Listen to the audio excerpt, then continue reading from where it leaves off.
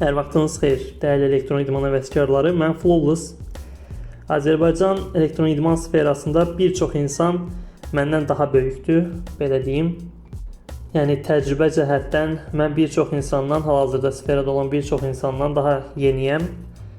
Amma sferaya daxil olduğumdan bəri təqribən 1 il yarım keçib, amma nə qədər inkişaf olsa da bu inkişafı yetərli görmürəm. Hələ sfera ilə tam tanış olmadan öncə öz fikirlərimi yazmışdım öz Facebook səhifəmdə və s.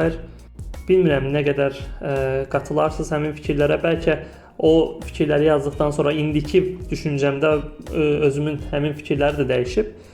Amma danışmağın vaxtıdır, danışmaq lazımdır. Nələri dəyişə bilərik, nələr dəyişilməlidir və yaxud da nələr necə daha yaxşı ola bilər düşünməliyik. Hal-hazırda Azərbaycan elektron idmanı ürəkaçan səviyyədə deyil. Bu məncə qəbul edilməsi gərəkilən bir şeydir. Amma bir problem olmalıdır ortada və problem üçün də nə istədiyimizi bilməliyik. İstədiyimiz bir şey yerinə yetirilməyəndə bu bir problemə çevrilir. Biz amma nə istədiyimizi bilirikmi? Daha yaxşı turnir səviyyəsi mi istəyirik? Daha yaxşı oyunçu səviyyəsi mi istəyirik? Daha çox pul mu istəyirik? Daha yaxşı sponsor mu istəyirik? Nə istəyirik? İlk öncə qərarlaşdırmağımız gerəkən şey nə istədiyimizdir. Daha sonra bu istədiyimiz nə üçün ödənilmir və ödənilməməsindəki problem nədir? Bunu qərarlaşdırmalıyıq.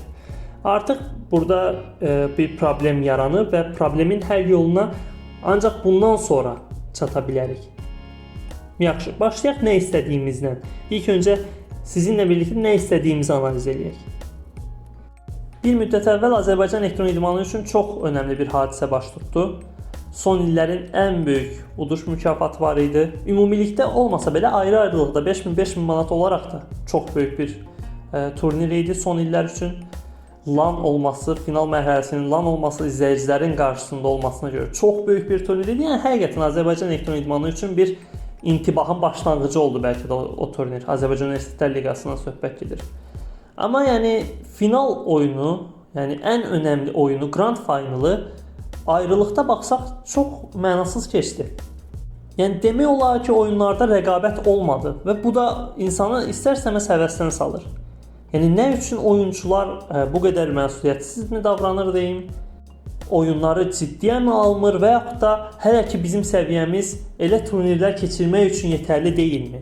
Yəni oyunçular həmişə daha artıqını istəyir. Oyunçular daha çox turnir istəyir, daha çox uduş mükafatı istəyir, daha böyük turnirlər istəyir, səhnə istəyir və s. istəyir. Təbii ki, bu mümkündür. Daha yaxşı avadanlıq istəyir.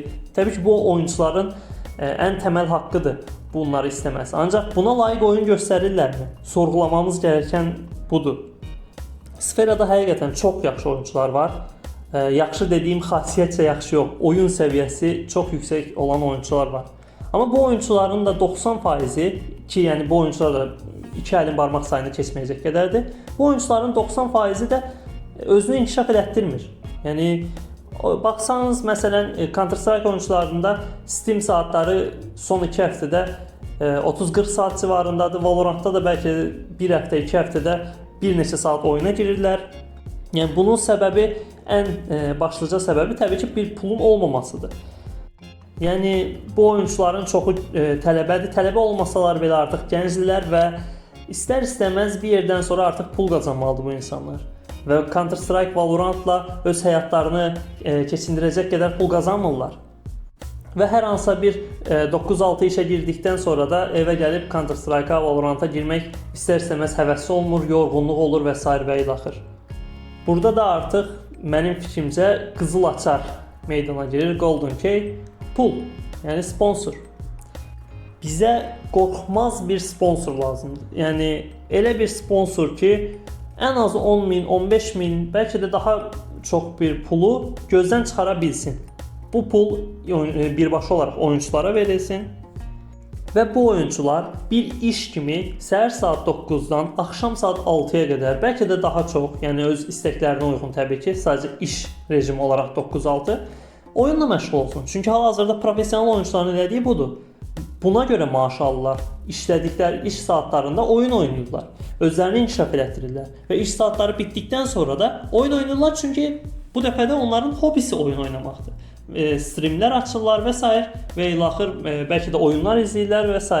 Yəni onların işi budur artıq və ona görə maaş alırlar. Bizə də bu maaşı verəcək sponsorlar lazımdır. Amma təbii ki, sponsorlar niyə qazancı olmayan bir işə yatırım eləsin? Burada da dediyim həmin misal ortaya çıxır. Bizə qorxmaz bir sponsor lazımdır.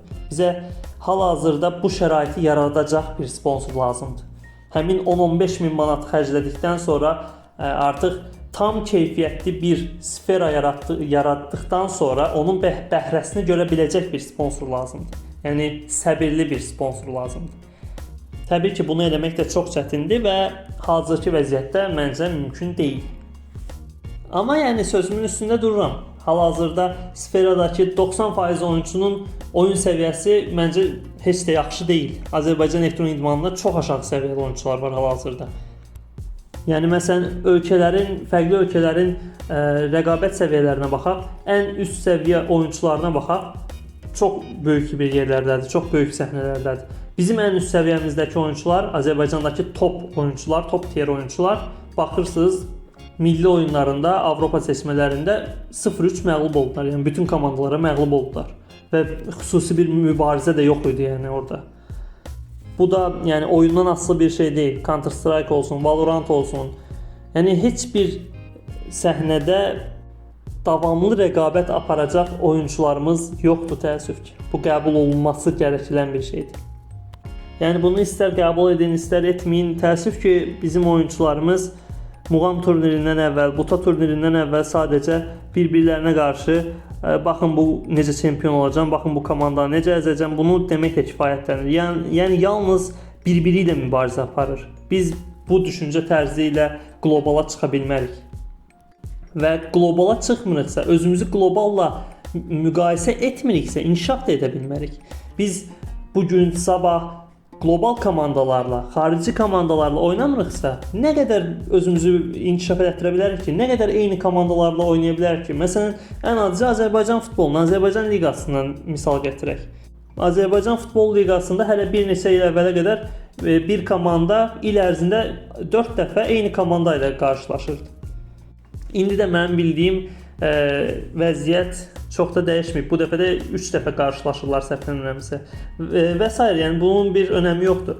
Məsələ ondan ibarətdir ki, eyni komanda ilə neçə dəfə qarşılaşırsınız, qarşılaşın, bir yerdən sonra artıq inkişaf edə bilməzsiniz. Siz fərqli oyunlar görməlisiniz, fərqli düşüncə tərzi görməlisiniz, fərqli taktika görməlisiniz. Bununla ancaq inkişaf edə bilərsiniz.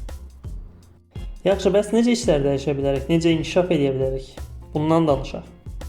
İlk öncə, əgər həmin o qorxmaz sponsoru axtarırıqsa, 10-15 min manat gözü yumulu bizə təhvil verəcək bir sponsor axtarırıqsa, həmin sponsor üçün bir güvən yaratmalıyıq. Niyə durduq yerə heç tanımadığı insanlara bu qədər pul versin ki bir insan?